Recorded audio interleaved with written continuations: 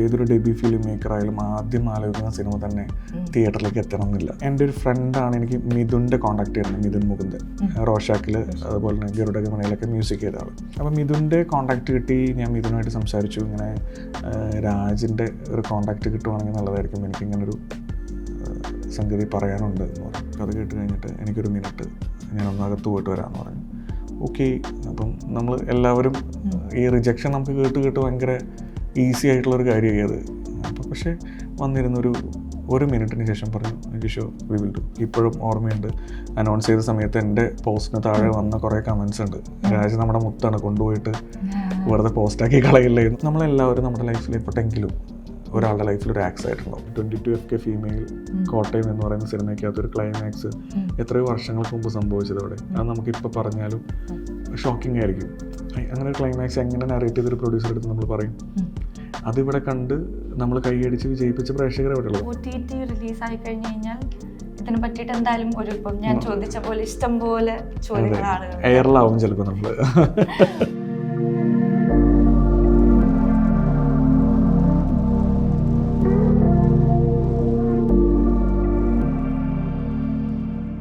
Q സ്റ്റുഡിയോയിൽ രുദ്രത്തിൻ്റെ സംവിധായകൻ Jisho loan ആൻ്റണിയാണ്. നമസ്കാരം. നമസ്കാരം. രുദ്രം തിയേറ്ററുകളിലാണ്, റെസ്പോൺസുകളൊക്കെ വരുന്നുണ്ട്. എങ്ങനെയാണ് കാണുന്നത് ഇപ്പോൾ? സന്തോഷമുണ്ട്. പരസ്യത്തിൽ നിന്നും സിനിമയിലേക്കുള്ള ഒരു ജേണിയാണ്. എങ്ങനെയാണ് സിനിമയിലേക്ക് വരുന്നത്? നമ്മുടെ മനസ്സിൽ സിനിമ തന്നെയായിരുന്നു ആദ്യം. നമ്മൾ 2010 ജേർണലിസം കഴിഞ്ഞതിന് ശേഷം സിനിമയിൽ അസിസ്റ്റൻറ്റ് ഡയറക്ടറായിട്ടൊരു 3ഓളം സിനിമകൾ വർക്ക് ചെയ്തു. അതിനുശേഷമാണ് നമ്മൾ അഡ്വർടൈസിങ്ങിലേക്കും, എനിക്ക് തൃശ്ശൂർ ബേസ് ചെയ്തിട്ടൊരു പൊളിറ്റിക്കൽ ബ്രാൻഡിങ് കമ്പനിയുണ്ട്. അപ്പം ഞങ്ങൾ വേറെ 1-2 പാർട്ട്നേഴ്സുണ്ട്. അപ്പം ഇത് രണ്ടും നമ്മൾ മുന്നോട്ട് കൊണ്ടിരിക്കുന്നതിൻ്റെ ഇടയിൽ തന്നെ നമ്മൾ സിനിമയും ട്രൈ ചെയ്യുന്നുണ്ടായിരുന്നു. എപ്പോഴും നമുക്ക് അസിസ്റ്റൻറ്റ് ഡയറക്ടറായിരിക്കുന്ന സമയത്ത് എപ്പോഴും നമ്മളെ മുമ്പിലുള്ളൊരു വിഷയം എന്ന് പറയുന്നത് ഒരു ഫിനാൻഷ്യൽ സ്റ്റെബിലിറ്റി. അപ്പം നമ്മളെപ്പോൾ സിനിമ ചെയ്യും എന്നുള്ളത് നമ്മളെപ്പോഴും വിചാരിക്കുന്നത് ഓക്കെ നാളെ നമുക്ക് സിനിമ ഓപ്പൺ ആവും, നമ്മളൊരു സിനിമ ചെയ്യുന്നു, നമ്മൾ ഡയറക്ടർ ആവുന്നു. അപ്പം അത് നമ്മൾ റിയലൈസ് ചെയ്യുന്ന ഒരു മൊമെൻ്റ് ഉണ്ട്. ചിലപ്പോൾ പെട്ടെന്ന് സംഭവിക്കാത്തൊരു കാര്യമാണ്. അപ്പോൾ അപ്പുറത്ത് ഒരുപാട് ചോദ്യങ്ങളുണ്ടാവും.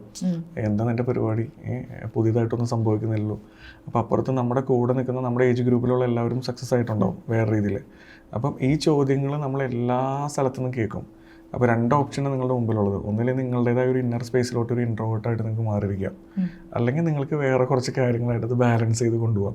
അപ്പം അതിൻ്റെ ഒരു ശ്രമമായിട്ടാണ് ഈ പറയുന്ന അഡ്വർടൈസിങ്ങും അതുപോലെ തന്നെ പൊളിറ്റിക്കൽ ബ്രാൻഡിങ്ങും എന്ന് പറയുന്നൊരു മേഖലയിലോട്ട് വന്നത്. അത് മനഃപൂർവ്വം വന്നല്ല, പക്ഷെ വന്ന് പെട്ടു, പിന്നെ അത് നമ്മൾ കണ്ടിന്യൂ ചെയ്തു. ഇപ്പോൾ രുദ്രത്തിലേക്ക് വരികയാണെന്നുണ്ടെങ്കിൽ മലയാള സിനിമയിൽ അത്ര കണ്ട് പരിചയമല്ലാത്ത ഒരു ജോഗ്രഫിയിലാണ് ആ കഥ നടക്കുന്നത്. ചിലപ്പോൾ നമുക്കതൊരു ഡ്രൈ ലാൻഡ് ആണോ എന്ന് തോന്നും, പക്ഷെ അതേസമയം നിറയെ പച്ചപ്പുള്ളൊരു സ്ഥലമാണ്. എന്തുകൊണ്ടാണ് അങ്ങനെ ഒരു സെറ്റിങ്ങിലേക്ക് കഥ? അത് ആ ജോഗ്രഫിനെ കുറിച്ച് പറയുകയാണെങ്കിൽ എൻ്റെ നാടുമായിട്ട് വളരെ റിലേറ്റഡ് ആയിട്ടുള്ളൊരു സ്ഥലമാണ് അത്. എൻ്റെ വീട് എന്ന് പറയുന്നത് തൃശ്ശൂർ വരന്തരപ്പള്ളി ആണ്. വരന്തരപ്പള്ളിയിൽ പള്ളിക്കുന്ന് എന്ന് പറയുന്ന സ്ഥലത്താണ്. അപ്പം എനിക്ക് എൻ്റെ സ്ഥലത്തുനിന്ന് ഒരു 20-22 കിലോമീറ്റർ ചുറ്റളവിലുള്ള സ്ഥലങ്ങളാണ് നമ്മൾ ഈ സിനിമയിൽ കാണുന്ന എല്ലാ പ്രദേശങ്ങളും. അതിൽ ചിമ്മിനി ഡാം എന്ന് പറയുന്ന ഒരു ഡാമുമായി ബന്ധപ്പെട്ട കുറച്ച് ഫോറസ്റ്റും അതുമായി ബന്ധപ്പെട്ട സ്ഥലങ്ങളുണ്ട്. അതിൻ്റെ അപ്പുറത്ത് കുറച്ച് പ്ലാന്റേഷൻ ഉൾപ്പെടുന്ന വേറൊരു ടെറൈൻ ഉണ്ട്. അപ്പോൾ ഇതൊക്കെ നമുക്ക് പരിചയമായിട്ടുള്ള സ്ഥലങ്ങളാണ്. അപ്പോൾ കുറച്ചുകൂടി ഈസിയാണ് നമുക്ക് ഈ സ്ഥലങ്ങളെ എക്സ്പ്ലോർ ചെയ്യാനായിട്ട്. നിങ്ങൾ മറ്റൊരാളും കാണാത്ത കാഴ്ച ചിലപ്പോൾ നമുക്ക് കാണാൻ പറ്റും അവിടെ. പിന്നെ മാത്രമല്ല, നമ്മളൊരു സബ്ജക്റ്റ് ആലോചിച്ചപ്പം കുറച്ചും കൂടി ഈസി ആയിരുന്നു ആ സ്ഥലത്തേക്ക് നമുക്ക് കണക്ട് ചെയ്യിക്കാനായിട്ട്. പിന്നെ അവിടുത്തെ പല ബിൽഡിങ്സിനും എന്താ പറയുക, പണ്ടത്തെ അതൊരു ബ്രിട്ടീഷ് സെറ്റിൽമെൻറ്റ് ഏരിയ ആയിരുന്നു കുറച്ച് നാൾ മുമ്പൊക്കെ. അപ്പം അതിൻ്റെ ഒരു കൾച്ചർ ആ സ്ഥലത്തിനുണ്ട്. അപ്പം കുറച്ചും കൂടി ഈസി ആയിരുന്നു. പിന്നെ അധികം മലയാള സിനിമയിൽ എക്സ്പ്ലോർ ചെയ്യാത്തൊരു സ്ഥലം എന്നുള്ളതും നമുക്ക് ആ സ്ഥലത്തിനോട് ഇഷ്ടം തോന്നാൻ കാരണമാണ്. പിന്നെ എനിക്ക് അത് നമ്മൾ സ്ക്രിപ്റ്റൊക്കെ ലോക്ക് ചെയ്യുന്നതിന് മുമ്പും ഈ സ്ഥലം കണ്ടിട്ട് നമുക്ക് പല കാര്യങ്ങളും വർക്ക് ചെയ്യുമ്പം അതിൻ്റെ ഒരു ഈസിനെസ് ഷൂട്ടിങ്ങിലുണ്ടാവും. അപ്പോൾ അത് ഭയങ്കരമായിട്ട് ഹെൽപ്പ് ചെയ്തിട്ടുണ്ട്. ആദ്യ സിനിമ എന്ന് പറയുമ്പോൾ നേരത്തെ പറഞ്ഞു സിനിമയിലേക്ക് വരിക എന്ന് തന്നെയായിരുന്നു ആദ്യം. ഫിനാൻഷ്യൽ ഇതുകൊണ്ടിട്ടാണ് പിന്നെ പല മേഖലകളിലേക്ക് പോയി പിന്നെ തിരിച്ചു വന്നത് എന്നുള്ളത്. ആദ്യത്തെ സിനിമ എന്ന് പറയുമ്പോൾ എഴുതുമ്പോഴും അത് മനസ്സിലാലോചിക്കുമ്പോഴും ഇയാൾക്ക് ഈ മുഖം, ഈ ക്യാരക്ടറിന് ഈ മുഖം, അങ്ങനൊരു ഇതുണ്ടാവില്ല എല്ലാവരുടെയും ഒരു മനസ്സിൽ. ഫൈനലി രുദ്രം തിയേറ്ററുകളിലാണ്. ആദ്യം മനസ്സിലുണ്ടായിരുന്ന മുഖം തന്നെയാണോ ഫൈനൽ ഡ്രാഫ്റ്റിലേക്ക് എത്തിയിട്ടുള്ളത്? അങ്ങനെ പറഞ്ഞാൽ അത് ഫേക്ക് ആവും. കാരണം ഒന്ന് എന്ന് പറയുന്നത് ഏതൊരു ഡെബ്യൂ ഫിലിം മേക്കർ ആയാലും ആദ്യം ആലോചിക്കുന്ന സിനിമ തന്നെ തിയേറ്ററിലേക്ക് എത്തണം എന്നില്ല. അപ്പം അതുപോലെ തന്നെയാണ് നമ്മുടെ കാര്യത്തിലും. നമ്മൾ ആദ്യം ആലോചിച്ച പലതും സിനിമയായിട്ടില്ല. ഇപ്പോൾ അതിന് ശേഷം ആലോചിച്ചൊരു എന്താ പറയുക ഒരു സബ്ജക്റ്റാണ് രുതിരം. അപ്പം രുതിരം നമ്മളിലേക്ക് വന്നു, നമ്മൾ അതിനെ വർക്ക് ചെയ്തു, അതിനൊരു സ്ട്രക്ചറാക്കി കഴിഞ്ഞാൽ ഡെഫിനറ്റ്ലി നമുക്ക് 2 ഫേസ് വേണം അതിൻ്റെ അകത്ത്. ഈ സബ്ജക്റ്റ് മുന്നോട്ട് പോകാനായിട്ട് 2 ഫേസ് എന്തായാലും വേണം. അപ്പം അവിടെ നമ്മൾ ആലോചിച്ചപ്പം ഓക്കെ, നമുക്ക് അപർണയിലോട്ട് ഒരു ഈസി ആക്സസ് നമുക്ക് കിട്ടി. നമ്മൾ സംസാരിച്ചു, അവർ ഓക്കെ പറഞ്ഞു. അപ്പോഴും നമുക്ക് ഇപ്പുറത്ത് അപർണയെ ചലഞ്ച് ചെയ്യുന്ന, ബാലൻസ് ചെയ്യുന്ന ഒരാൾ വേണം. അപ്പം നമ്മൾ അവിടെയും നമുക്ക് ഫസ്റ്റ് പ്രയോറിറ്റി എന്ന് പറയുന്നത് നമ്മളുടെ ഇവിടെ മലയാളത്തിൽ നിന്ന് നമുക്ക് ആരെ കൊണ്ടുവരാൻ പറ്റും എന്നുള്ളത് തന്നെയായിരിക്കും തോട്ട്. ആ തോട്ടിൽ നമ്മൾ പലരോടും സംസാരിച്ചു. അപ്പം പലർക്കും പല പേഴ്സ്പെക്റ്റീവ് ആയിരിക്കും ഒരു ക്യാരക്ടറിനെ കിട്ടുമ്പം. അത് ചിലർക്ക് കണക്റ്റ് ആവാതിരിക്കാം. അതൊരാളുടെയും എന്താ പറയുക തോട്ടിൻ്റെ ഓരോരുത്തരുടെയും തോട്ട് ഓരോ രീതിയിലല്ലേ. നമുക്കൊരു കാര്യം പറയാം, നമുക്കൊരാളുടെ അടുത്ത് സംസാരിക്കാം, അവർ വരണം എന്നുള്ളത് ഒരു നിർബന്ധമില്ല. അപ്പം നമ്മൾ 1-2 പേരുടെ അടുത്ത് പറഞ്ഞു, 2-3 പേരുടെ അടുത്ത് പറഞ്ഞു, അത് വർക്കായില്ല. അവർക്കത് അതിലോട്ട് ഇന്നാവാൻ പറ്റില്ല, മാത്യു റോസി എന്ന് പറയുന്ന ക്യാരക്ടറിലോട്ട്. അപ്പം നമ്മൾ ഈ പറയുന്ന വേറെ ആര് എന്ന് പറയുന്ന ഡിസ്കഷൻസിലോട്ട് പോയി. തമിഴും തെലുങ്കും കന്നഡയും ഇങ്ങനെ പല ഫേസുകൾ നമ്മുടെ മുമ്പിലേക്ക് വന്നു. അപ്പോൾ ആ സമയത്ത് എൻ്റെ ഒരു ഫ്രണ്ടാണ് എനിക്ക് മിഥുൻ്റെ കോൺടാക്ട് ചെയ്യുന്നത്, മിഥുൻ മുകുന്ദൻ. റോഷാക്കിൽ അതുപോലെ തന്നെ ഗരുഡഗമനയിലൊക്കെ മ്യൂസിക് ചെയ്ത ആൾ. അപ്പോൾ മിഥുൻ്റെ കോൺടാക്ട് കിട്ടി. ഞാൻ മിഥുനുമായിട്ട് സംസാരിച്ചു. ഇങ്ങനെ രാജിൻ്റെ ഒരു കോൺടാക്ട് കിട്ടുവാണെങ്കിൽ നല്ലതായിരിക്കും, എനിക്കിങ്ങനൊരു സംഗതി പറയാനുണ്ട് എന്ന് പറഞ്ഞു. അപ്പോഴും നമുക്ക് ഡൗട്ടാണ് പുള്ളി മലയാളം എന്ന് പറയുന്ന ഒരു ഇൻഡസ്ട്രിയിലോട്ട് എങ്ങനെയാണ് വരിക, നമ്മളുടെ സബ്ജക്റ്റ് കേൾക്കുമോ എന്നൊക്കെ. അതിനപ്പുറം ഈ നേറ്റിവിറ്റി ഒരു പ്രശ്നമാണ്. കാരണം ഏതൊരു അതർ ലാംഗ്വേജ് ആയിട്ടുള്ള ആക്ടർ വരുമ്പോഴും അവരെ ഏറ്റവും അധികം കുഴക്കുന്ന ഒരു കാര്യം എന്ന് പറയുന്നത് ഈ ഭാഷ പിടിക്കുക എന്നുള്ളതാണ്. അത് മലയാളം കുറച്ച് ഡിഫിക്കൽട്ടാണ്. നമുക്ക് ഇവിടെ നിന്ന് പോയിട്ട് തമിഴും അതർ ലാംഗ്വേജും ചിലപ്പോൾ ഈസിയുള്ള പോലെയല്ല അവിടെ നിന്ന് ഇങ്ങോട്ട് വരുമ്പം. കാരണം മലയാളത്തിൻ്റെ മാത്രമായ ചില പോസുകളും ചില പ്രൊനൗൺസിയേഷൻ രീതികളൊക്കെ ഉണ്ട്. അപ്പോൾ അത് നമ്മളിൽ ഒരു ഡൗട്ടായിട്ട് തന്നെ കിടപ്പുണ്ട്. പക്ഷേ എങ്കിൽ പോലും നമ്മളൊന്ന് ട്രൈ ചെയ്തപ്പം നമുക്ക് അപ്പോയിൻമെൻറ്റ് കിട്ടും എന്നുള്ളൊരു ഘട്ടത്തിലോട്ട് വന്നു. അപ്പോൾ ഞാൻ പറഞ്ഞു ശരി എന്നാൽ എടുക്കൂ, നമ്മൾ നറേറ്റ് ചെയ്യാമെന്ന് പറഞ്ഞു. അങ്ങനെ എനിക്ക് മിഥുനൊരു അപ്പോയിൻമെൻറ്റ് എടുത്തു. അങ്ങനെ ഞങ്ങൾ ബാംഗ്ലൂർ, ഞാനും എൻ്റെ കോറേറ്ററും കൂടെ ബാംഗ്ലൂർ രാജിൻ്റെ ഫ്ലാറ്റിൽ പോയി ഞങ്ങൾ കഥ പറഞ്ഞു. അയാൾ രാജ് സാറ് അത് വളരെ ക്ഷമയോടുകൂടി അദ്ദേഹം അത് കേട്ടിരുന്ന് ഫൈനലി എൻ്റെ അടുത്ത് പറഞ്ഞു, കഥ കേട്ട് കഴിഞ്ഞിട്ട് എനിക്കൊരു മിനിറ്റ് ഞാനൊന്ന് അകത്ത് പോയിട്ട് വരാമെന്ന് പറഞ്ഞു. ഓക്കെ. അപ്പം നമ്മൾ എല്ലാവരും ഈ റിജക്ഷൻ നമുക്ക് കേട്ട് ഭയങ്കര ഈസി ആയിട്ടുള്ളൊരു കാര്യമായി അത്. അപ്പോൾ പക്ഷേ വന്നിരുന്നൊരു 1 മിനിറ്റിന് ശേഷം പറഞ്ഞു ജിഷോ വി വിൽ ഡു, നമുക്കിത് ചെയ്യാം എന്ന് പറഞ്ഞു. അപ്പം അത് ഭയങ്കര ഒരു സന്തോഷം തന്നൊരു മൊമെൻ്റാണ്. കാരണം 2 കാര്യമുണ്ട്. എനിക്ക് അദ്ദേഹം ഒരു ടെക്നീഷ്യൻ കൂടിയാണ് എന്നുള്ളതാണ് നമ്മളെ സംബന്ധിച്ചിടത്തോളം ഏറ്റവും എക്സൈറ്റഡ് ആക്കുന്ന കാര്യം. കാരണം നിങ്ങൾക്കൊരു ആക്ടറേക്കാൾ അപ്പുറം അയാളൊരു ടെക്നീഷ്യൻ ആകുമ്പം നമ്മുടെ കമ്മ്യൂണിക്കേഷൻ ഭയങ്കര ഈസി ആയിരിക്കും. നമുക്ക് ഒത്തിരി കാര്യങ്ങൾ അദ്ദേഹത്തിൻ്റെ അടുത്ത് പറയാം. ഇതാണ് ഞാൻ ഉദ്ദേശിച്ചത്, ഈ ക്യാരക്ടറിന് ഈ പെർസ്പെക്റ്റീവ് ഉണ്ട്, ഇങ്ങനെയായിരിക്കും ഇയാൾ ട്രാവൽ ചെയ്യുക. അപ്പം അത് പുള്ളി യെസ് പറഞ്ഞു. അങ്ങനെയാണ് പിന്നെ രുദ്രത്തിലോട്ട് വന്നത്. രാജ് ബി ഷെട്ടി ആദ്യം മലയാളത്തിൽ ഇൻട്രൊഡ്യൂസ് ചെയ്യാനിരുന്ന സിനിമയാണ് രുദ്രം എന്ന് പറയുന്നത്. കുറെ നീണ്ടുപോയി എന്നുള്ളത് കൊണ്ടാണ് ഇപ്പം അത് റിലീസ് വന്നിരിക്കുന്നത്. രാജ് ബി ഷെട്ടിയുടെ ഇന്റർവ്യൂസ് ഒക്കെ കാണുമ്പോൾ ആളുകൾ ചോദിക്കുന്നത് ഇയാൾ ഇത്ര നന്നായിട്ട് മലയാളം സംസാരിക്കുമോ എന്നൊക്കെ ആളുകൾ ചോദിക്കുന്ന അത്ര കൗതുകം ഉള്ള ഒരു ഘട്ടത്തില് ആദ്യം അദ്ദേഹത്തെ അപ്രോച്ച് ചെയ്യുന്ന ഒരാളാണ്. അദ്ദേഹത്തിന് മലയാളം അറിയാമോ ഇല്ലയോ എന്നറിയില്ല. ഈ ലാംഗ്വേജിന്റെ കാര്യം പറയുമ്പോൾ തന്നെ ക്യാരക്ടറിൽ ഒരു മംഗളൂരുകാരനാണ്. അത് നേരത്തെ മംഗളൂരുകാരനാണോ അതോ രാജ് ബി ഷെട്ടി വരുന്നത് കൊണ്ട് അങ്ങനെ? അല്ല, നമ്മളത് ഫസ്റ്റ് ഡ്രാഫ്റ്റിൽ അങ്ങനെ ആയിരുന്നില്ല. നമ്മൾ അതിൻ്റെ ഒരു 3rd 4th ഡ്രാഫ്റ്റിലോട്ട് രാജ് വന്നതിന് ശേഷം നമ്മൾ രാജ് എന്ന് പറയുന്ന ഒരാളിപ്പം എല്ലാവരും പറയല്ലോ, പലരും എനിക്ക് ഇപ്പോഴും ഓർമ്മയുണ്ട്, അനൗൺസ് ചെയ്ത സമയത്ത് എൻ്റെ പോസ്റ്റിന് താഴെ വന്ന കുറേ കമൻസ് ഉണ്ട്. രാജ് നമ്മുടെ മുത്താണ്, കൊണ്ടുപോയിട്ട് വെറുതെ പോസ്റ്റാക്കി കളയില്ലേ എന്ന് പറഞ്ഞിട്ട്. അപ്പം ഇതെപ്പോഴും നമുക്ക് ഉള്ള റെസ്പോൺസിബിലിറ്റി ഭയങ്കരമായിട്ട് കൂട്ടും. കാരണം നമ്മളൊരാളെ ഇവിടെ കൊണ്ടുവന്നിട്ട് ഇൻട്രൊഡ്യൂസ് ചെയ്ത് അദ്ദേഹം ഡിമാൻഡ് ചെയ്യുന്ന രീതിയിലുള്ള ഒരു സ്പേസ് കിട്ടിയില്ലെങ്കിൽ അതിൻ്റെ ഫുൾ റെസ്പോൺസിബിലിറ്റി നമ്മുടെ തലയിലേക്ക് വരും. അപ്പോൾ അതിനെക്കുറിച്ച് കൃത്യമായിട്ടൊരു ബോധ്യം നമുക്ക് മുമ്പേ ഉണ്ടായിരുന്നു. അപ്പോൾ അതുകൊണ്ട് തന്നെ ഈ ക്യാരക്ടർ മാത്രമല്ല, എനിക്ക് ഈ ക്യാരക്ടർ സിംഗ് സൗണ്ടിൽ സംസാരിക്കണം എന്നുള്ളൊരു എന്താ പറയുക, ഈ സിനിമ സിംഗ് സൗണ്ടിലായിരിക്കണം എന്നുള്ള എൻ്റെ ഒരു പ്ലാനിങ് മുന്നുണ്ടായിരുന്നു. കാരണം ഇതിലെ പല മൊമെൻറ്റ്സ് ഇപ്പം നിങ്ങൾ പടം കണ്ടിട്ടുണ്ടെങ്കിൽ മനസ്സിലാവും, കണ്ടിട്ടുണ്ടല്ലോ. അപ്പം ഈ പല മൊമെൻറ്റ്സും റീക്രിയേറ്റ് ചെയ്യാൻ പറ്റാത്ത മൊമെൻറ്റ്സാണ് എനിക്കിതിൻ്റെ അകത്ത് സൗണ്ടുമായി ബന്ധപ്പെട്ട് ഉള്ളത്. അപ്പോൾ അതുകൊണ്ട് ഇദ്ദേഹം പറയുന്ന സംസാരം മറ്റുള്ളവർക്ക് മനസ്സിലാവണം, എന്നാൽ അതിൻ്റെ അകത്തൊരു ആർട്ടിഫിഷ്യൽ ഫ്ലേവർ വരാനും പാടില്ല. അപ്പം നമ്മൾ അങ്ങനെ ആലോചിച്ചപ്പം ഓക്കെ, കാരണം ഈ പറയുന്ന തോട്ടം തൊഴിലാളികളുമായി ബന്ധപ്പെട്ട മാനേജേഴ്സ് ആയാലും ഡോക്ടേഴ്സ് ആയാലും ഇവരുടെ റൂട്ടൊക്കെ ഈ പറയുന്ന ചിലപ്പോൾ കേരളത്തിന് പുറത്തായിരിക്കും. കാരണം അതെനിക്ക് കുറച്ചും കൂടെ ഫെമിലിയറാണ്. കാരണം എൻ്റെ ഭാഗത്ത് ഞാൻ കണ്ടിട്ടുള്ള ആൾക്കാരുണ്ട്. കാരണം എൻ്റെ ചൈൽഡ്ഹുഡ് ടൈമിൽ തന്നെ ഇവരൊക്കെ സ്കൂളിൽ നമ്മൾ പുറത്ത് പോകുമ്പം എൻഫീൽഡ് ഒരു 10-15 എൻഫീൽഡ് ഇങ്ങനെ പോകും, ഈ തോട്ടത്തിലേക്ക് മാനേജേഴ്സ് പോകും. അപ്പോൾ ഈ കാഴ്ച നമ്മുടെ മനസ്സിലുണ്ട്. അപ്പോൾ അതുകൊണ്ട് തന്നെ നമ്മുടെ പല ആൾക്കാരും അവിടെ വർക്ക് ചെയ്തൊക്കെ ബന്ധപ്പെട്ട് നമുക്കറിയാം ഇവർ വരുന്നത്, ഇവരുടെ റൂട്ട് എന്ന് പറയുന്നത് കേരളത്തിന് പുറത്ത് തമിഴ്നാടാവാം, ചിലപ്പോൾ നോർത്ത് ആവാം. അപ്പോൾ അതുകൊണ്ട് നമുക്ക് ആ പ്ലേസ്മെൻറ്റിലേക്ക് കൊണ്ടുവരുമ്പം ഇദ്ദേഹത്തിന് ഇങ്ങനെ ഒരു കാര്യം ഈസി ആയിട്ട് അതിലേക്ക് ഇന്നാക്കാൻ തോന്നി. അങ്ങനെയാണ് ഈ പറയുന്ന കർണാടക ബേസ് ചെയ്തിട്ട് സിനിമ വരുമ്പോൾ രാജ്ബി ഷെട്ടി ഭയങ്കര ഫെമിലിയർ ആണ്, എല്ലാ ഓർഡിനറി ആളുകൾക്ക് പോലും ഫെമിലിയർ ആണ്. അതൊരു റെസ്പോൺസിബിലിറ്റി ആയിരുന്നു, ഒരു ഫിയർ ആയിരുന്നു ഉണ്ടാക്കിയത് തിയേറ്ററിൽ എത്തുമ്പോൾ സിനിമ. ഇപ്പോഴാണോ ചോദിക്കുന്നത്? അത് അനൗൺസ് ചെയ്ത കറന്റ് സിറ്റുവേഷൻ സിനിമ ഇറങ്ങുമ്പോൾ ഇൻട്രൊഡ്യൂസ് ചെയ്യല്ല, ഓൾറെഡി പുള്ളി ഇവിടെ ആയിക്കഴിഞ്ഞു, ഇവിടെ എല്ലാവർക്കും അറിയാം പുള്ളിനെ. അപ്പോൾ അതൊരു ഫിയർ ആയിരുന്നു അതോ? കുറച്ചുകൂടി ഈസി ആയിരുന്നു.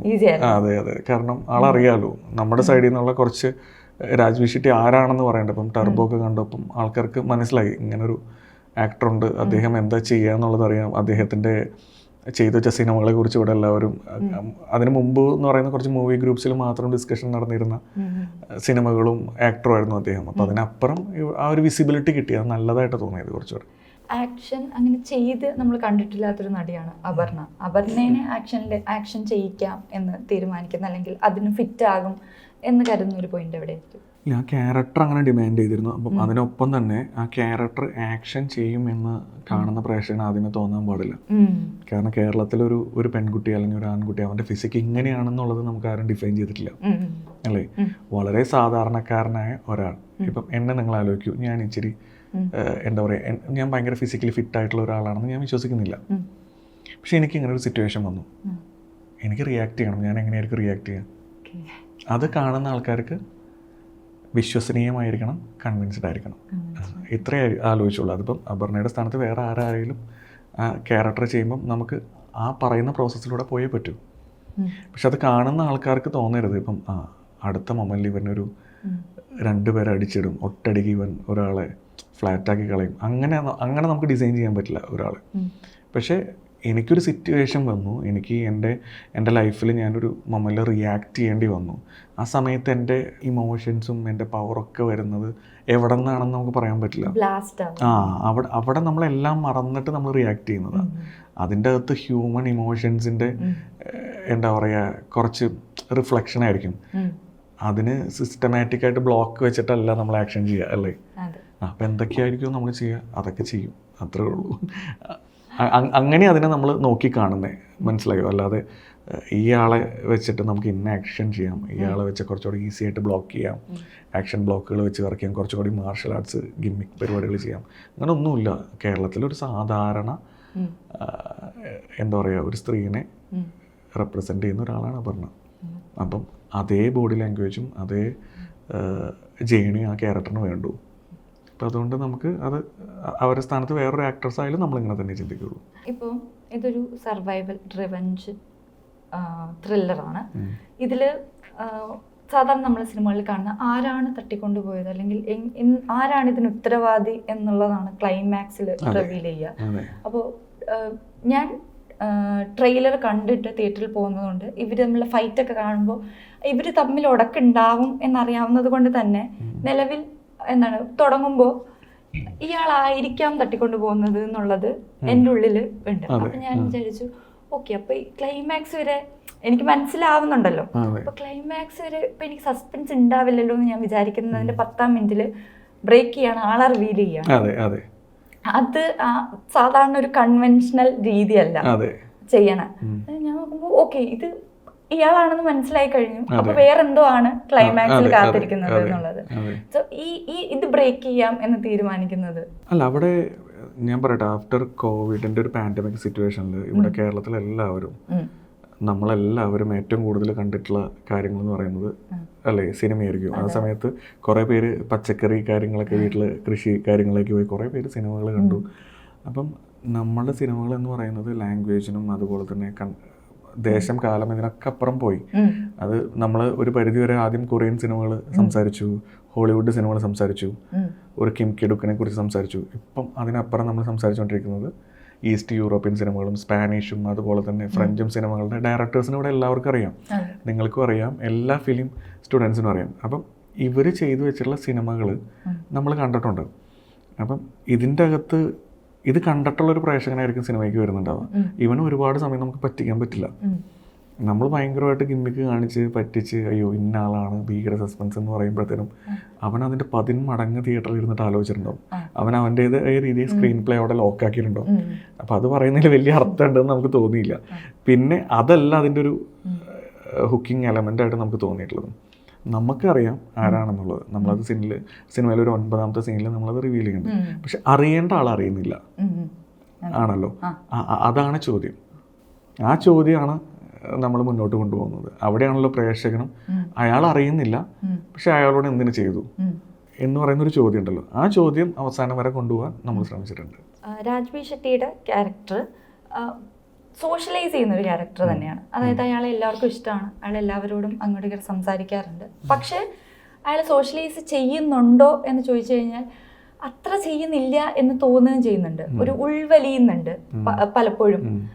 അയാളുടെ ക്യാരക്ടർ പോലെ തന്നെ അയാളുടെ വീട് ഭയങ്കരമായിട്ട് നമ്മൾ ശ്രദ്ധിക്കുന്നൊരു പ്ലേസ് ആയി മാറാണ്. ഭയങ്കര ആൻറ്റിക് പീസൊക്കെ ആയിട്ട് കാണുമ്പോൾ ആ വീട് മൊത്തം ഒന്ന് കണ്ണുപിടിച്ചിട്ട് പല പല സാധനങ്ങളുണ്ടല്ലോ ഇവിടെ എന്ന് നമുക്ക് തോന്നും.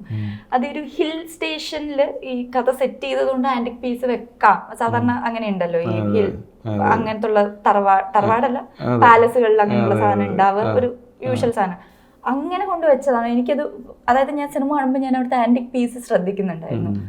ഒരു വളരെ അട്രാക്റ്റീവായ തരത്തിൽ അത് ചെയ്തിട്ടുണ്ട്. അതൊരു ബോധപൂർവമായ എടുത്ത തീരുമാനമാണോ? അല്ല, അത് ബോധപൂർവമല്ല.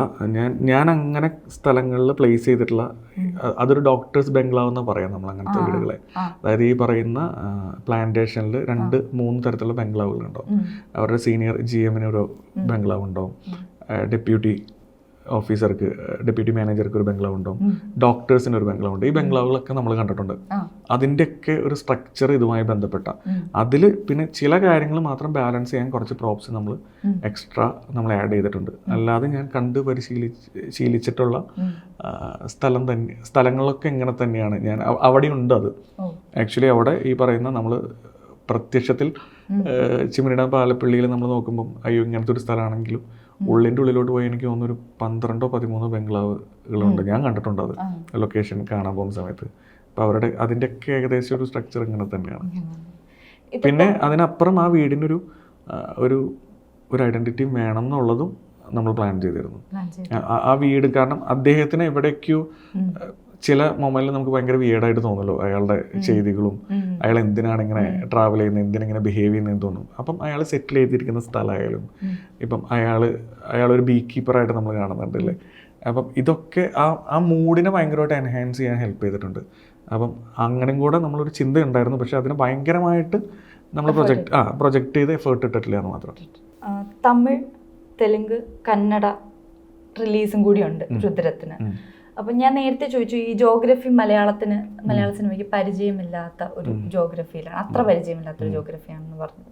ഈ തമിഴ്, തെലുങ്ക് ഇതിലേക്ക് ഇറക്കണം എന്ന് നേരത്തെ തീരുമാനം ഉള്ളത് കൊണ്ട് ഇത്തരം ഒരു ജോഗ്രഫിയും കൂടെ ചൂസ് ചെയ്യാൻ അതൊരു കാരണമായിട്ടുണ്ടോ? അതായത് അതർ ലാംഗ്വേജ് കൂടി അവർക്ക് കൂടി ഫെമിലിയർ ആവണം എന്നൊരു ചിന്തയുണ്ടായിരുന്നു? അതല്ല, നിങ്ങളിപ്പം ഈ സിനിമ കാണുമ്പോൾ നിങ്ങൾക്ക് മനസ്സിലാവും ഇതിൻ്റെ അകത്ത് ഡയലോഗ്സ് എന്ന് പറയുന്ന ഒരു 20-25% മാത്രമേ ഉള്ളൂ. അതെ. അപ്പം നമ്മൾ വിശ്വസിക്കുന്ന ഇപ്പോഴും സിനിമ വിഷ്വലി സംസാരിക്കണം എന്നുള്ളതാണ്. അപ്പം ആ വിഷ്വലി സംസാരിക്കുമ്പം അതിൻ്റെ അകത്ത് ലാംഗ്വേജിൻ്റെയോ അല്ലെങ്കിൽ ഒന്നിൻ്റെയും ആ ഒരു ബാരിയേഴ്സോ ആ ഒരു ഹെഡിൽസ് ഒന്നും നിങ്ങൾക്ക് ഓരോരുത്തരുടെയും കാഴ്ചപ്പാട് ഡിഫറെൻ്റ് ആയിരിക്കും കേട്ടോ. ഇതൊന്നുമില്ല, നിങ്ങൾക്ക് സബ് ടൈറ്റിൽ ഇല്ലെങ്കിൽ പോലും ഒരു സിനിമ കണ്ടാൽ മനസ്സിലാക്കാൻ പറ്റണം എന്നുള്ളതാണ് നമ്മൾ വിശ്വസിക്കുന്നത്.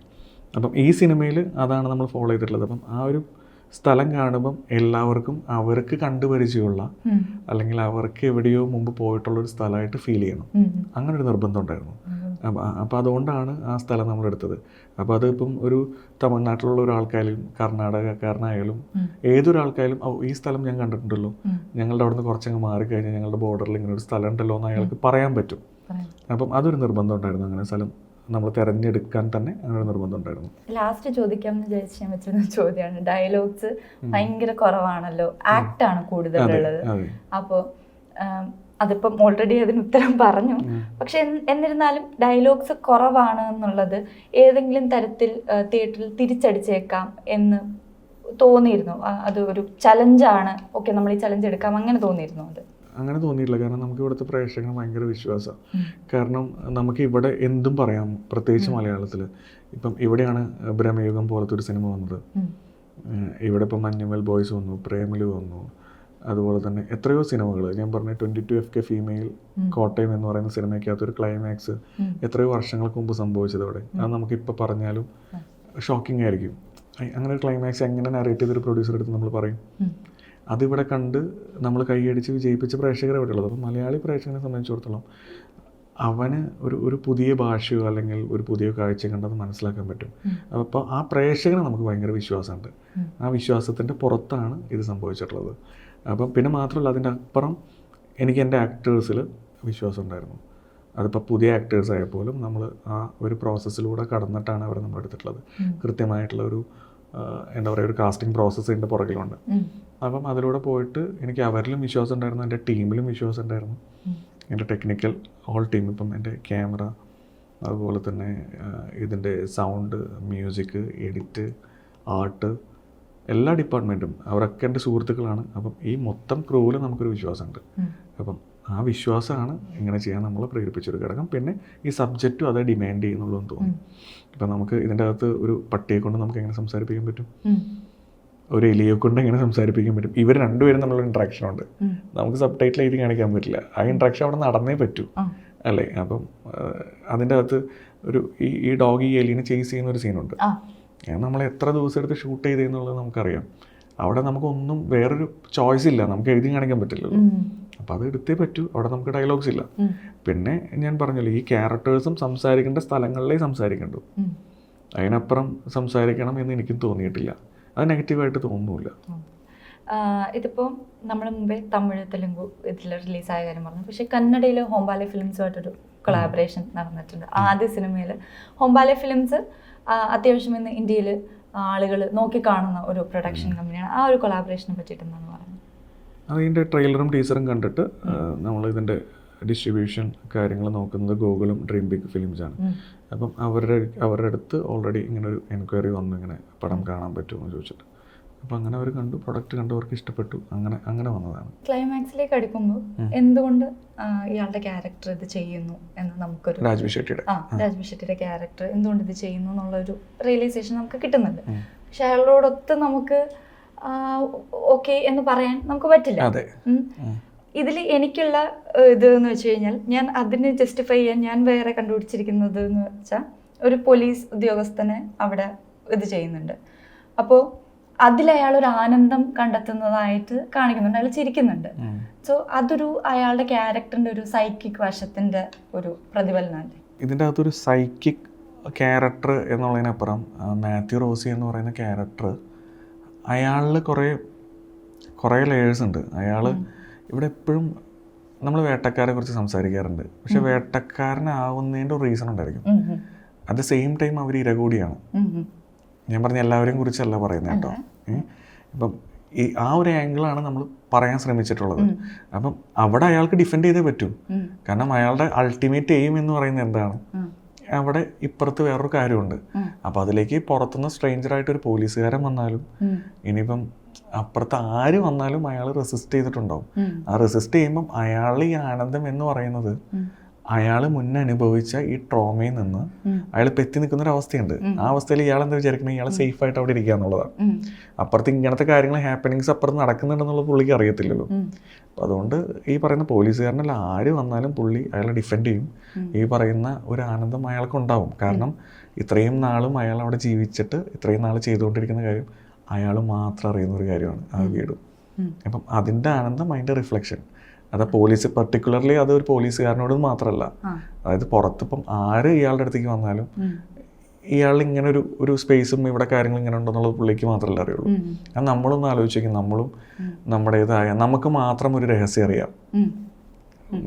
നമ്മളുടെ ആറ്റിറ്റ്യൂഡ് എന്തായിരിക്കും പുറത്തേക്ക് അറിയാണ്ടിരിക്കാനുള്ള എല്ലാ വഴിയും അത്രേ ഉള്ളൂ. അതിനെ നമ്മൾ മാക്സിമം ഡിഫെൻഡ് ചെയ്യും. സിനിമ അവസാനിക്കുമ്പോൾ സിനിമയിൽ പറയുന്നുണ്ട് കറുപ്പും വെളുപ്പുമല്ല, നടുക്കൊന്നുണ്ട് ചുവപ്പ് എന്നുള്ള രീതിയിൽ. പക്ഷെ ഒരു ഗ്രേയിലാണ് സിനിമ അവസാനിക്കുന്നത്. അതായത് ആളുടെ പക്ഷത്ത് നിൽക്കണം എന്ന് ആക്ച്വലി ഒരു കൺഫ്യൂഷൻ ഉണ്ടാവും. അതായത് ഇത് റിവീലായി കഴിഞ്ഞാൽ പോലും, അതായത് ഞാൻ നേരത്തെ പറഞ്ഞ പോലെ എനിക്ക് അങ്ങനെ ചോദിച്ചു കഴിഞ്ഞാൽ എനിക്ക് രാജബി ഷെട്ടിയുടെ പക്ഷത്ത് നിൽക്കാൻ പറ്റുമെന്ന് ചോദിച്ചു കഴിഞ്ഞാൽ ഞാൻ ഇല്ല എന്ന് പറയും.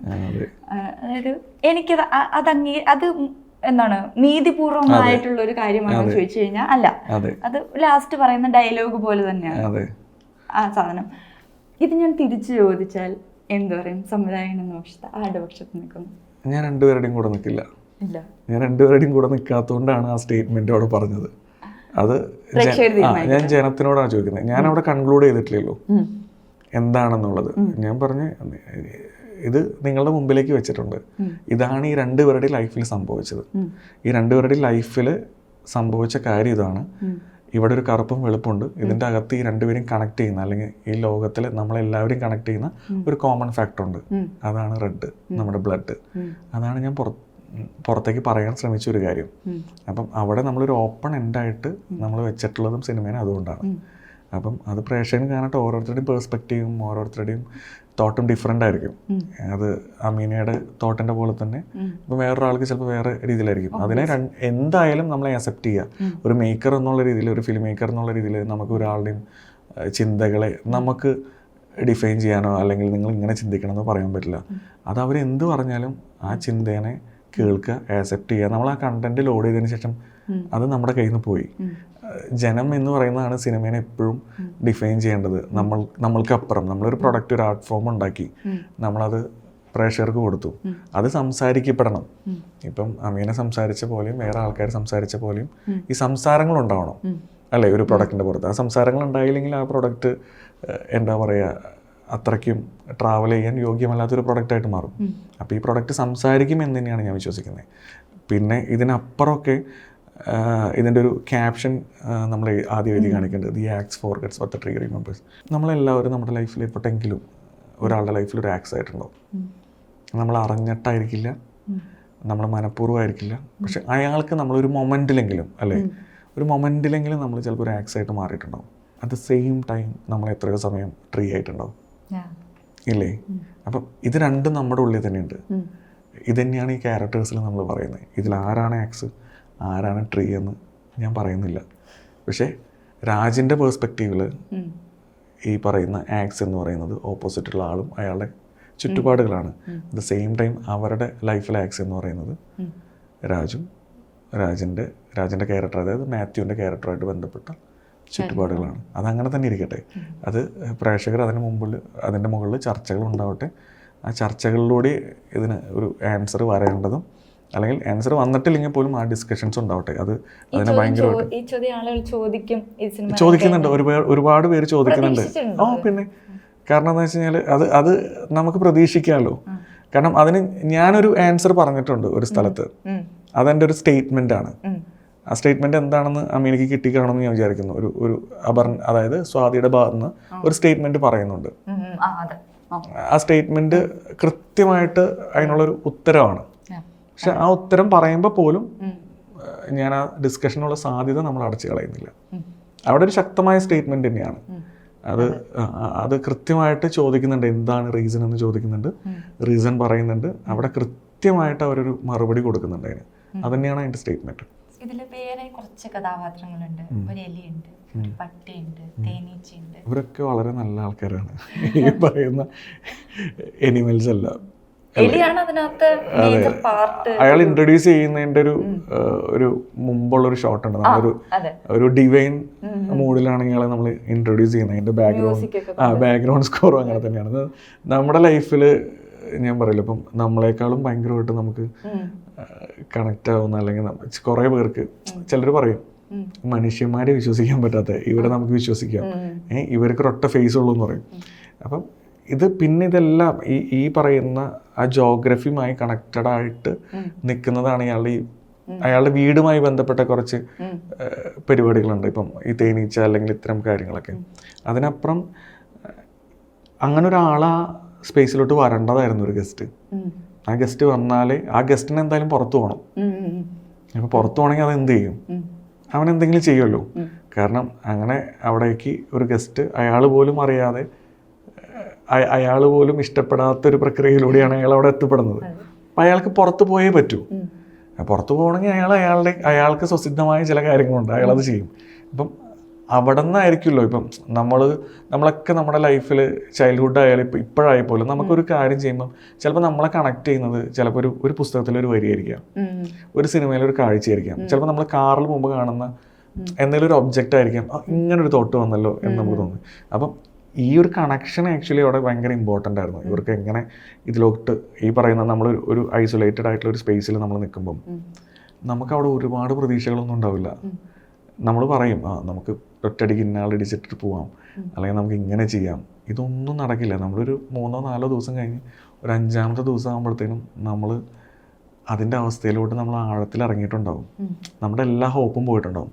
അവിടെ നമുക്കൊരു ഹോപ്പ് വരണം അല്ലേ? അപ്പം അത് നമ്മളെക്കാളും ചെറിയത് എന്ന് നമ്മൾ വിശ്വസിക്കുന്ന, നമ്മളെക്കാളും വലിയ ഉപകാരങ്ങളൊന്നും ഇല്ലാത്ത ഒരാളാണെങ്കിൽ ആ ആള് നമുക്കൊരു ഹോപ്പ് തരണ്ടെങ്കിൽ അവിടെ കിട്ടുന്ന ഒരു എനർജി നമുക്ക് ഭയങ്കര വലുതായിരിക്കും അല്ലേ? അപ്പം അങ്ങനെയാണ് അയാളെ നമ്മളവിടെ പ്ലേസ് ചെയ്തത്. പിന്നെ ഇയാളും കാരണം ഇയാളും ഡോഗും തമ്മിലുള്ളൊരു റിലേഷനുണ്ട്.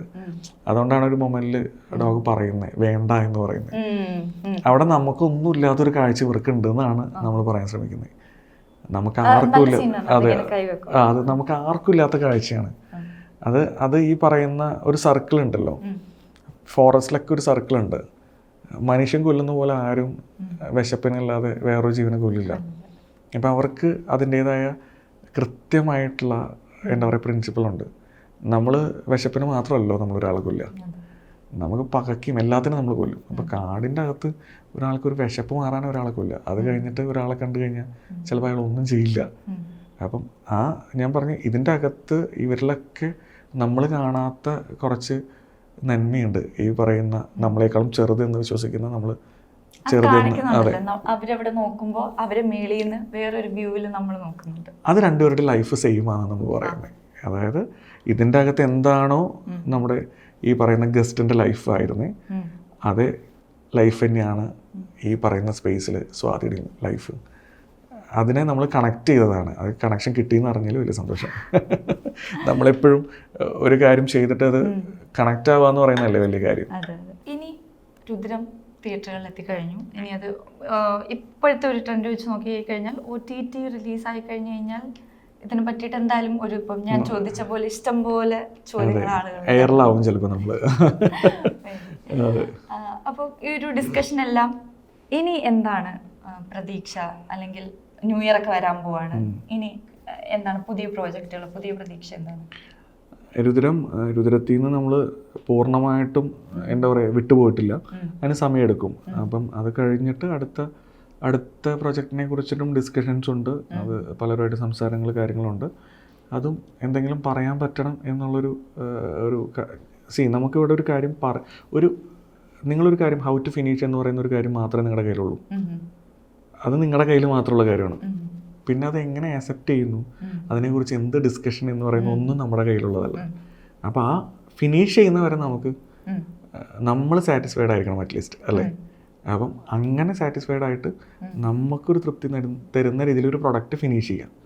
അതിൻ്റെ ബാക്കിയുള്ള കാര്യങ്ങളെക്കുറിച്ച് നമ്മൾ ബോധേഡായിട്ട് കാര്യമില്ല, അത് ആർക്കും പ്രെഡിക്റ്റ് ചെയ്യാൻ പറ്റില്ല. അപ്പോൾ ആ ഡിസ്കഷൻസ് രുദ്രത്തിൻ്റെ പുറത്തും സംഭവിക്കട്ടെ.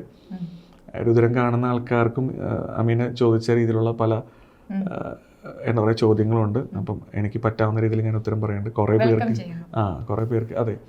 അതിൻ്റെ അകത്ത് ഏറ്റവും അവസാനം പറയുന്നൊരു നരേഷനുണ്ട് രാജൻ്റെ. അതിൻ്റെ അകത്ത് നമ്മൾ ഈ കാട് പോലെ തന്നെയല്ലേ ഈ ലോകവും എന്ന് പറഞ്ഞിട്ട് പറയുന്ന ആ നരേഷൻ്റെ അകത്ത് നമ്മളൊരു ഒബ്ജക്റ്റ് കാണിച്ചിട്ടുണ്ട്. ഒരു വടിയിലിരിക്കുന്ന ഒരു ഒബ്ജക്റ്റ് നമ്മൾ കാണിച്ചിട്ടുണ്ട്. ഞാൻ ആ ഒരു പെർട്ടിക്കുലർ സീനിനെ കുറിച്ച് ഞങ്ങൾ ഭയങ്കരമായിട്ട് ഇതിൻ്റെ ക്രിയേറ്റീവ് ടൈമിൽ നമ്മൾ ഡിസ്കഷൻ ഉണ്ടായതാണ്. കാരണം എനിക്ക് ഉറപ്പായിരുന്നു അത് കാണുമ്പം ആൾക്കാർക്ക് കിട്ടും എന്താണെന്നുള്ളത്. അപ്പം മറ്റു പലർക്കും ഡൗട്ട് ഉണ്ടായിരുന്നു, അതായത് ഇത് കിട്ടുമോ കാണുമ്പോൾ, അതായത് ആരുടെ ആണെന്നുള്ളത് കിട്ടുമോ, അപ്പം എന്താണെന്നുള്ളത് കിട്ടുമോ. അപ്പം ഞാൻ പറഞ്ഞു അതിൻ്റെ അകത്ത് വേണമെങ്കിൽ നമുക്ക് ആ വ്യക്തിനെ കാണിക്കാം, അല്ലെങ്കിൽ അയാളുടെ വോയിസ് നമുക്ക് കാണിക്കാം. പക്ഷെ അതൊക്കെ നമ്മൾ ഭയങ്കരമായിട്ട് സ്പൂൺ ഫീഡ് ചെയ്ത് കൊടുക്കുന്ന പോലെ ആയിരിക്കും. പക്ഷെ അത് കാണും, അത് ഫസ്റ്റ് വാച്ചിൽ കിട്ടിയില്ലെങ്കിൽ തന്നെ അത് പതിയെ പതിയെ അത് കിട്ടിക്കോളും. അത് നമ്മുടെ ഒരു കോൺഫിഡൻസ് ആണ്. അപ്പം എനിക്കിപ്പം കിട്ടിക്കൊണ്ടിരിക്കുന്ന ഫീഡ്ബാക്കിൽ അതും കിട്ടുന്നുണ്ട്, പല ആൾക്കാർക്കും അത് കിട്ടുന്നുണ്ട്. എന്നിട്ട് ഞാൻ തിയേറ്ററിൽ നിന്ന് 2-3 തിയേറ്റർ ഞാൻ വിസിറ്റ് ചെയ്തപ്പം നമ്മളാണ് ചെയ്തതെന്നുള്ളത് നമുക്ക് മാത്രമേ അറിയുള്ളൂ, നമ്മൾ ആരുമല്ല. അപ്പം നമ്മൾ ഈ സിനിമയുടെ ഒരു സംവിധായകനാണെന്ന് നമുക്ക് മാത്രമേ അറിയുള്ളൂ, നമ്മുടെ മുഖം അവർക്ക് അറിയില്ല. അപ്പം നമുക്ക് ആ ഒരു ലിബേർട്ടി ഉണ്ട്, നമുക്ക് എവിടെ ഇരുന്ന് സിനിമ കാണാം. അപ്പം നമ്മൾ ശ്രദ്ധിക്കുന്നുണ്ട്, അപ്പം പറയുന്നുണ്ട് കുറച്ച് കുട്ടികൾ ഇത് മറ്റവനല്ലേ, മറ്റവനെ. അപ്പം അത് ഭയങ്കര ഒരു മേക്കർ എന്നുള്ള രീതിയിൽ ഭയങ്കര അത്തരം മൊമെന്റ്സ് നമുക്ക് ഭയങ്കര സന്തോഷം, പ്രിയപ്പെട്ടതാണ്, ഭയങ്കര സന്തോഷം തരുന്നതാണ്. നമ്മൾ കാണുന്ന കാഴ്ച മറ്റൊരാൾക്കും കൂടെ കിട്ടുന്നതെന്ന് പറയുന്നത് കിട്ടുന്നതെന്ന് പറയുന്നത് അതെ അതെ, അത് ഭയങ്കര എന്താ പറയുക, കുറച്ചും കൂടെ ഇമോഷണൽ മൊമെൻറ്റ്സ് ആണ് നമുക്ക്. അതുപോലെ തന്നെയാണ് ഇപ്പോൾ നിങ്ങൾ ചോദിച്ച പല ചോദ്യങ്ങളും. എനിക്ക് രാജിൻ്റെ കൂടെ നിൽക്കാൻ, മാത്യുവിൻ്റെ കൂടെ നിൽക്കാൻ പറ്റില്ല, അല്ലെങ്കിൽ എന്തുകൊണ്ട്, ഞാൻ പറഞ്ഞു അതൊക്കെ സന്തോഷമുള്ള കാര്യമാണ്. അങ്ങനെ ചോദിക്കുന്നുണ്ടല്ലോ, ആ ചോദ്യങ്ങൾ ഉണ്ടാവുന്നത് ഭയങ്കര സന്തോഷമുള്ള കാര്യമാണ്. Thank you so much. Thank you so much.